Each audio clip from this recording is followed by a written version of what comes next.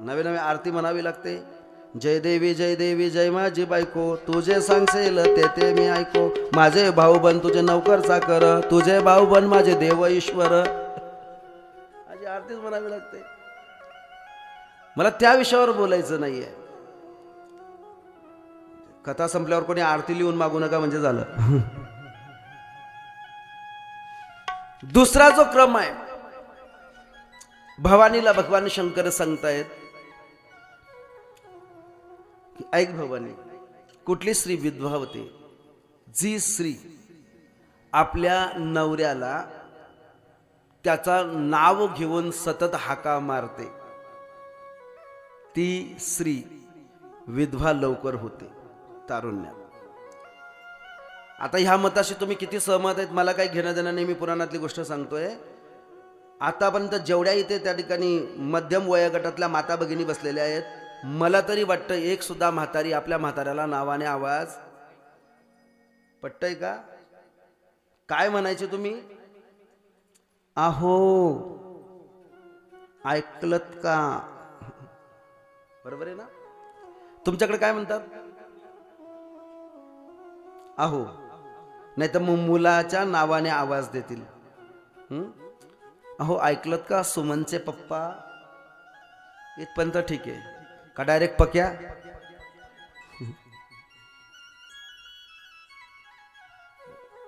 नावाने हाका मारू नये. अलीकडे ती फॅड खूप चाललेली आहे बर का. जी पतीला नावाने आवाज देते म्हटले तर पद्मपुराणाची कथा सांगते ती स्त्री लवकर विधवा होते. आता इथे खरं तर तरुण मुली पाहिजे होत्या हे ऐकायला, पण तुम्ही सांगा त्यांना महाराजांनी असं सांगितलं. स्वामी म्हणा, धनी म्हणा, प्राणनाथ म्हणा, नका काही म्हणू, पिंट्याचे पप्पा म्हणा, डायरेक्ट पक्या म्हणू नका त्याला. त्यानंतर तिसरी स्त्री सर्व काही देऊन टाकेल. खरं सांगू का माता भगिनींनो, या जगामध्ये संन्यासाचा त्याग सुद्धा तुमच्या पुढे फिक्का आहे. इतक्या तुम्ही त्यागी आहात. फक्त तुमचा श्रीधर्म पाडा. अरे संन्यासी काय त्याग करेल?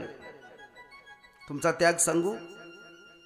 ज्या घरात तुम्ही जन्माला आलात ते अंगण ते घर त्यागलं. ज्या आईच्या कुशीत बापाच्या बोटाला धरून तुम्ही लहानाच्या मोठ्या झालात त्या बापाला त्यागलं, त्या आईला त्यागलं. आणि सज्जनांनो, फार कमी वयामध्ये संसाराचं पुरेपूर तुम्हाला ज्ञान नाही, पण सगळ्या गोष्टींचा त्याग करून तुम्ही नवऱ्याच्या घरी त्या ठिकाणी गेलात. हा तुमचा सर्वात मोठा त्याग आहे. या त्यागाची बरोबरी कोणी करू शकत नाही. म्हणून स्त्रिया या संन्यासिनी आहेत, त्यागी आहेत. त्या नवऱ्याला सर्व काही देऊन टाकतात. आपलं कूड, आपलं आडनाव सगळं काढून, बापाचं नाव काढून सगळं, बाबा तू म्हणशील तसं, तुझ्या म्हणण्याप्रमाणे. म्हणून त्यागी आहेत त्या. सगळं काही देतात पण काय देत नाहीत नवऱ्याला मागितल्यावर सुद्धा. मागे काय देत नाहीत? शिव्या आणि अपशब्द वापरत नाहीत. नवरा म्हणतो माझं चुकलं, मला शिव्या दे. पण घरांदाज स्त्री नवऱ्याला कधीच शिव्या देणार नाही. हे तिसरं उत्तर आहे. म्हटलं यात सती अवतारामध्ये तू पती आज्ञा उल्लंघन केलीस, म्हणून तुला हे शरीर टाकावं लागलं. चला, सती आख्यानाच्या पुढे छान त्या ठिकाणी कथा आहेत, पण सती आख्यान आल्याच्या